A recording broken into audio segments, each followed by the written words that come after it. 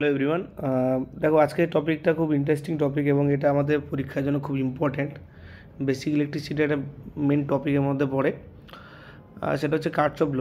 কারচপের দুটো ল আছে, একটা হচ্ছে কারেন্ট ল, একটা ভোল্টেজ ল আছে। ঠিক আছে, তো আমরা দুটো ল সম্বন্ধে আজকে আলোচনা করব। নেক্সট দিন বা আজকে হয়তো আমরা দু একটা নিউমেরিক্যাল নিয়ে আলোচনা করতে পারি বা পরের দিন আলোচনা করতে পারি। ঠিক আছে, চলো টপিকে ফিরি। তো কী বলছে দেখো, কারচপ কারেন্ট ল কী বলছে দেখো। তো এখানে আমি একটা ফিগার ড্র করেছি দেখো।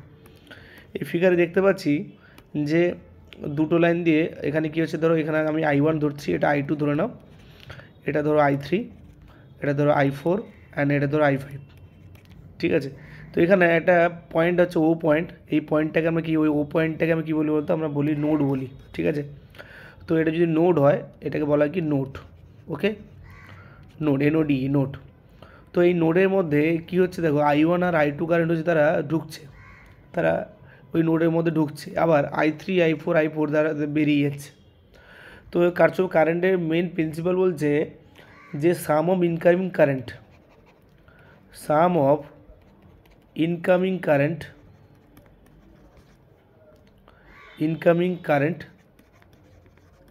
Equal to sum of outgoing current. খুব সিম্পল একটা কনসেপ্ট। ঠিক আছে, এই যে incoming current equal to outgoing current, এইটা কার উপর ডিসাইড হচ্ছে, এটা হচ্ছে নোডের উপর ডিসাইড হচ্ছে। এটা হচ্ছে নোড, ও যে পয়েন্টটা এটা হচ্ছে নোড। তো আমাদের বিভিন্ন ফিগারে নোট দেওয়া থাকবে, ওই নোটের মধ্যে কতগুলো কারেন্ট ঢুকছে কতগুলো কারেন্ট বেরোচ্ছে সেটা আমাদেরকে কাউন্ট করতে হবে। ঠিক আছে, ধরো তুমি যদি ইনকামিং কারেন্ট কী কী পেয়েছো, I1 প্লাস I2 পেয়েছো, I1 প্লাস I2 পাবে। আউটগোয়িং কী পেলে, আউটগোয়িং তুমি পেলে দেখো I3 plus I4 plus I5। ওকে, এটা হচ্ছে আমাদের ফিগার, এটা হচ্ছে আমাদের ফর্মুলা। এবার দেখো ইনকামিং কারেন্টকে, এবার ধরো তুমি যদি এটাকে একসাথে লেখো তাহলে কী লিখতে পারো, I1 plus I2 minus I3 minus I4 minus I5 equal to 0 লিখতে পারো। তো তাহলে এখান থেকে একটা ছোট্ট একটা কনক্লুশন আমরা আসতে পারি যখন আমরা বিভিন্ন নিউমেরিক্যাল করব। তো যারা ইনকামিং কারেন্ট হয়, যারা ইনকামিং কারেন্ট হচ্ছে, তুমি চাইলে এটা উল্টোও করতে পারো, কোনো অসুবিধা কিছু নেই। তো যারা ইনকামিং কারেন্ট হচ্ছে, ইনকামিং কারেন্ট যারা হয়, তো তাদেরকে আমি কী করছি, পজিটিভ ধরছি। দেখো এখানে প্লাস I1 প্লাস I2। যারা আউটগোয়িং হচ্ছে, যারা বেরিয়ে যাচ্ছে ওই নোড থেকে, আউটগোয়িং কারেন্ট যারা হচ্ছে, তো তাদেরকে আমরা কী করছি, নেগেটিভ ধরছি। ঠিক আছে, তো এই হচ্ছে আমাদের কারচপ কারেন্ট লয়ের সূত্র। এবার দেখো এখান থেকে কোয়েশ্চেন কী হতে পারে, কোয়েশ্চেন তোমাদের ডেফিনেশান হয়তো ছোট্ট করে দিতে পারে, তাছাড়া ছোটোখাটো নিউমেরিক্যাল কোয়েশ্চেন আসতে পারে। এটা ছাড়াও কারচপ কারেন্ট ল কিসের উপর বেস করে কাজ করে সেটা আমাকে একটু জানতে হবে। তো বেসিক্যালি দেখো কারচপ কারেন্ট ল বেসিক্যালি কারেন্টের উপর বেস করে কাজ করছে। কারেন্ট মানে কি, চার্জ। তো এখানে দেখো total sum of the all current equal to 0, আর কারেন্ট ডিপেন্ড করছে কার ওপর, চার্জের ওপর। তো সেই জন্য আমরা লিখতে পারি Kirchhoff current law which is based on the conservation of charge. তাহলে এখানে পয়েন্টটা আমি এখানে লিখেই দিচ্ছি, তোমরা খুব মোস্ট ইম্পর্টেন্ট VBI পয়েন্ট হিসেবে তোমরা ধরতে পারো, কারণ এখান থেকে এই কোয়েশ্চেনটা আসে পরীক্ষায় যে কারচপ কারেন্ট ল কিসের উপর কাজ করে। তো Kirchhoff current law, Kirchhoff current law is based on conservation of চার্জেস। ঠিক আছে, এটা মোস্ট ইম্পর্ট্যান্ট একটা পয়েন্ট ভাবতে পারো, এটা পরীক্ষার জন্য মোস্ট ইম্পর্ট্যান্ট। এবারে আমরা আলোচনা করব কারচপ ভোল্টেজ ল।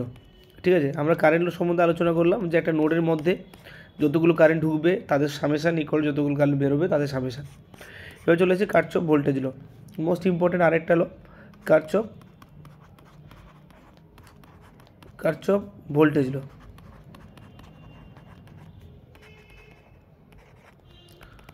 কারচপ ভোল্টেজ ল কী বলছে, কারচপ ভোল্টেজ ল বলছে এই কারচপ ভোল্টেজ ল হতে গেলে এটা একটা ক্লোজ সার্কিট হতে হবে। কী করতে হবে, কন্ডিশন। আমি এই যদি শর্ত বলি, এর কন্ডিশন কী হতে হবে, এই ভোল্টেজ লকে আরেকটা নামে বলা হয়, এটাকে লুপ ল বলা হয়, লুপ ল বলে। ঠিক আছে, এবার লুপ ল ব্যাপারটা কেন বলছে সেটা বলি দেখো। তো এখানে একটা ক্লোজ সার্কিট হতে হবে, কী হতে হবে, ক্লোজ সার্কিট, ক্লোজ সার্কিট বা ইন এ মেস। ঠিক আছে, in a close circuit close circuit বা mesh,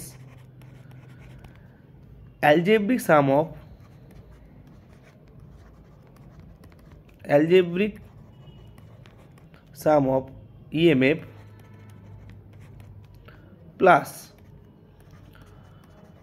algebraic sum of voltage drop across resistance will be 0। এইটা হচ্ছে মূল মন্ত্র কার্শফ ভোল্টেজ লয়। তাহলে কি বলছে দেখো, কার্শফ ভোল্টেজ কি বলছে যে algebraic some of EMF, EMF মানে বলতে হচ্ছে ভোল্টেজ ফোর্স বলতে পারো, electromotive force, and algebraic some of the voltage drop across the resistance. তো রেজিস্ট্যান্সের মধ্যে যখন কারেন্টটা ফ্লো হয় তার অ্যাক্রস যে ভোল্টেজটা ড্রপ খায় ওদের সাম করলে কী হবে, ইকুয়াল টু 0 হবে, এবং এটা একটা ক্লোজ সার্কিট বা একটা মেশ হতে হবে। ঠিক আছে, তো এটা লুপ কেন বলে, দেখো লুপ মানে কি, দেখো যে কোনো একটা সার্কিট হতে পারে, দুটো সার্কিট হতে পারে, তো তাকে আমরা লুপ 1 লুপ 2 দিয়ে আমরা বিচার করি। ধরো আমি একটা ফিগার ড্র করছি, এই ফিগার তোমরা নিজেরাই বুঝতে পারবে যে কোনটা ভোল্টেজ ড্রপ হচ্ছে, কোনটা ইএমএফ ধরছি, সেটা একটা দেখব। ধরো রেজিস্ট্যান্স একটা কানেক্ট করে, দুটো রেজিস্ট্যান্স কানেক্ট করছি তোমাকে বোঝার সুবিধার্থে। ঠিক আছে, দিয়ে এর এক করেছি আমি একটা সাপ্লাই ভোল্টেজ দিয়ে দিচ্ছি, মানে এটা তোমার ইএমএফ ধরে নাও, সাপ্লাই ভোল্টেজ সুইচ লাগিয়ে দিলাম। ওকে, তো এবারে কী করছি, কারেন্ট ফ্লো করাবো, স্বাভাবিক কারেন্ট ফ্লো করাতে হবে। তো এটা হচ্ছে তোমার ইএমএফ ই, এখান থেকে কী হচ্ছে কারেন্ট ফ্লো হচ্ছে আই। ধরো এটা হচ্ছে R1 রেজিস্ট্যান্স, এটা তোমার R2 রেজিস্ট্যান্স। এবারে কী হচ্ছে দেখো, একটা জিনিস ভালো করে বোঝার চেষ্টা করো, এটা তোমার নেগেটিভ, এটা তোমার হচ্ছে পজিটিভ। ঠিক আছে, নেগেটিভ পজিটিভ। এবারে একটা কথা ভাবো, যখনই আমরা কারেন্টের ডিরেকশানের দিয়ে আমি ধরো ইমাজিন করছি, ধরো কারেন্টে এইভাবে ফ্লো হচ্ছে, তার মানে কী হচ্ছে, এখানে দেখো কী হচ্ছে, R1 অ্যাক্রসে এই আই কারেন্টটা যাচ্ছে, আবার R2 অ্যাক্রসেও এই সেম কারেন্টটাই ফ্লো হচ্ছে। তাহলে দেখো R1 অ্যাক্রসে একটা ভোল্টেজ ড্রপ পাবো, R2 অ্যাক্রসে একটা ভোল্টেজ ড্রপ পাবো। ঠিক আছে, তো এবারে একটা জিনিস তোমরা মনে রাখবে, যখনই একটা ব্যাটারি থেকে নেগেটিভ থেকে পজিটিভে, যখন নেগেটিভ থেকে পজিটিভ ডিরেকশানে কোনো কারেন্ট ফ্লো হয়, তার মানে কী হচ্ছে, পোটেনশিয়াল রাইজ হয়। আমি তোমাদের অলরেডি পড়িয়েছিলাম, পোটেনশিয়াল কী হয়, রাইজ হয়। আর পোটেনশিয়াল রাইজ হলে আমরা পজিটিভ ভ্যালু ধরি। আবার যদি পজিটিভ টু নেগেটিভের দিকে যদি আমার কারেন্ট ফ্লো হয়, ধরো এরকমভাবে কারেন্ট ফ্লো হচ্ছে পজিটিভ টু নেগেটিভ, তাহলে আমরা বলতে পারি এখানে ভোল্টেজ রাইজ না হয়ে ভোল্টেজ ড্রপ হচ্ছে। তো এখানে কী হবে, পোটেনশিয়াল ড্রপ হচ্ছে, আর পোটেনশিয়াল ড্রপ হলে আমার সাইনটা কী হয়, নেগেটিভ হয়। ঠিক আছে, এটা হচ্ছে আমাদের জেনারেল সেন্স।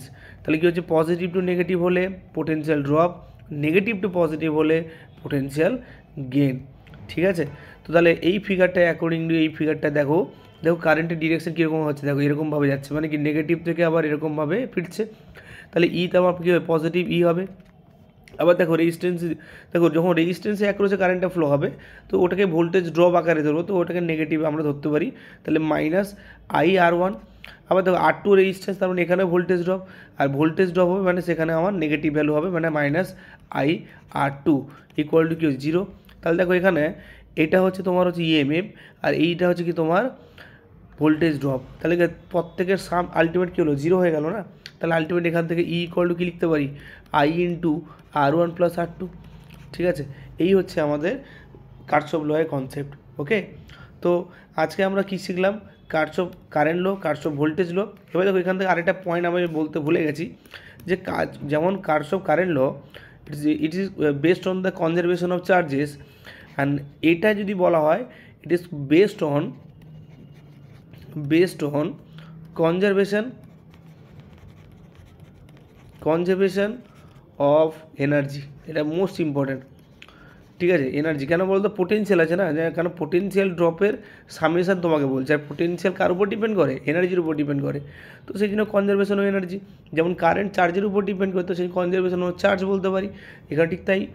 তো এই হচ্ছে আমাদের কার্শফ কারেন্ট ল আর এইসব কার্শফ ভোল্টেজ লয়ের কনসেপ্ট। আমরা নেক্সট দিন আমরা আলোচনা করব যে কার্শফ কারেন্ট ল আর কার্শফ ভোল্টেজ ল অ্যাপ্লিকেশান। ঠিক আছে, আজকে এই অবধি থাক, পরের দিন আমরা এই দুটো সূত্র বেস করে আমরা আলোচনা শুরু করব। ঠিক আছে, থ্যাংক ইউ।